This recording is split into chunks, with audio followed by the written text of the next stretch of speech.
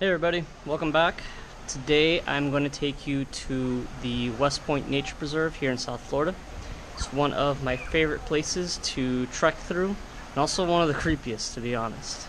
So here's the gear that I'm going to be taking today. It's my usual swamping fare. Got the CamelBak, shoes, case and cell phone, gloves, hat, ACU pants, TP just in case I run across my high school principal's house, flint, steel, headlamp, long sleeve shirt, knife, bug spray, and a big ass parang, which is basically just a modified version of the machete. And you'll see soon enough why I'm going to be carrying this thing. Alright guys, hope you enjoy. Now this area that I'm walking through used to be tropical savanna, but it's been taken over by these Australian pine here. And you might think that they're, nice looking trees, but the fact of the matter is that they're an invasive plant imported from, you guessed it, Australia in the 1930s and 40s. And the reason they were imported was because they drink a ton of water. And they don't really have any natural predators here, so they just kind of expanded everywhere. Now they covered South Florida. So they'll just kind of soak up all the water in the surrounding ecosystem. And another deleterious effect, these pine needles are actually acidic. So they'll acidify the soil. And, if you have a plant that needs more alkaline soil to grow, there's no way it'll be able to get past the seedling stage. So these things really suck. Another thing is that they're not evolved to survive hurricanes, so they have very shallow root systems. And whenever a big hurricane hits, this big spread out root system will just come right out of the ground with the rest of the tree and cause tremendous property damage.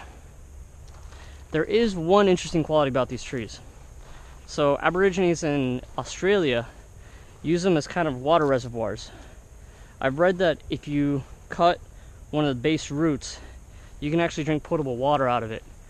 Though, I'm not going to try it anytime soon. Through more grassy area. Clearly the salt water does not intrude this deep inland, otherwise all these grasses would be dead. We're now in a much larger grove of Australian pine, and you'll notice how really there are no other plants any larger than these seedlings around, because as I said, they just soak up the water and acidify the soil around them. Perfect example of what happens when an Australian pine topples over.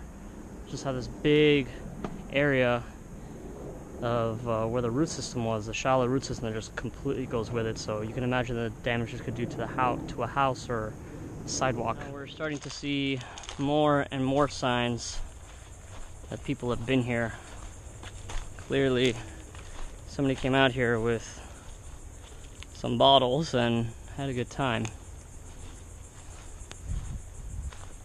Yeah, you can see plastic bottles all over the place here. Everywhere. Here we have even more signs. Someone's been here.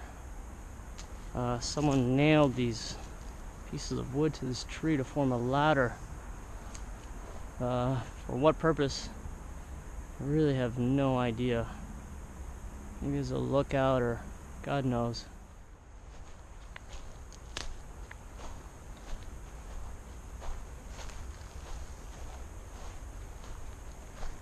Some firewood that was collected, sort of wire basket or something, a bottle of wine, and some Chef Boyardee 2013. So now we're coming up on even more signs that people have come here. We've got this makeshift table, looks like a candlestick, sort of ashtray or something, and a bottle.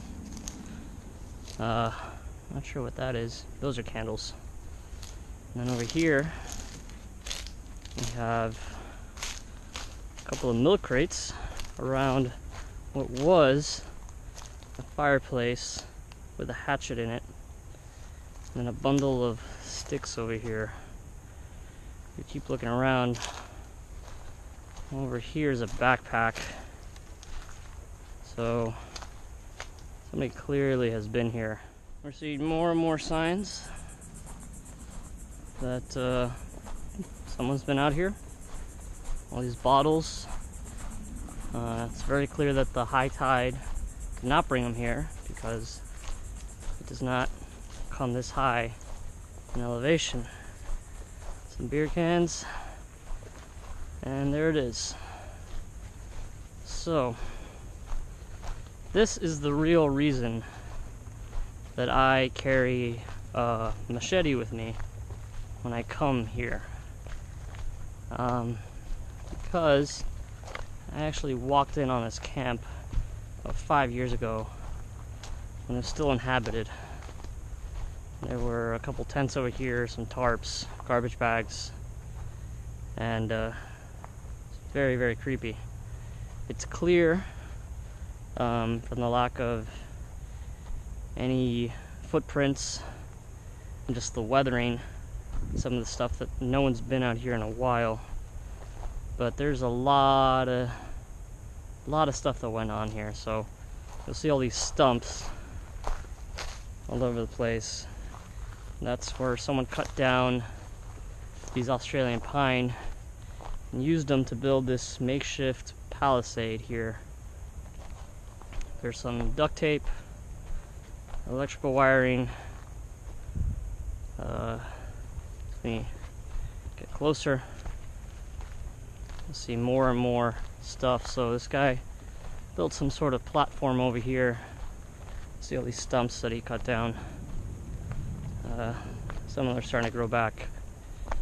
But yeah, he got himself a ladder. Had some sort of enclosure here that's since fallen down. You can kind of see there's some sort of elevated platform using these things as columns.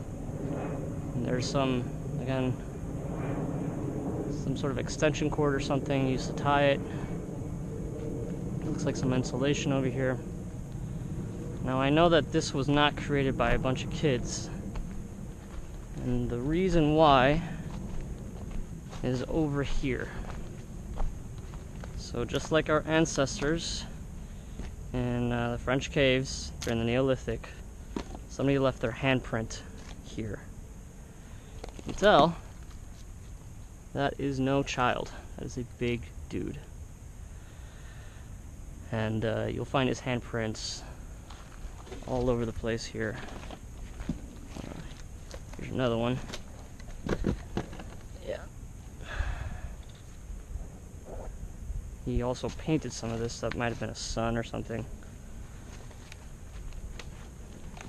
Yeah, you've got rope and plastic. Maybe that was a cache for water at some point. A hose over here. Tire. Maybe this is some sort of swing or something. Some sort of metal. And a piece of a child's playground. This part over here was kind of staked out. I don't know if you wanted to grow something here. Wouldn't have grown very well in the soil.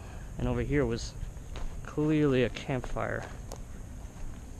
Some brick to allow the oxygen to feed the fire. So yeah, he's using that's a hatchet. That's not big enough for an axe. You can tell the marks here are pretty small. Yeah. So honestly, the off chance that I do run into somebody out here, I'd much rather be the guy with the machete than the guy without it. If you guys enjoyed it, if you did, please share and subscribe. And I have to get out of here before I am completely eaten alive by these mosquitoes. See ya.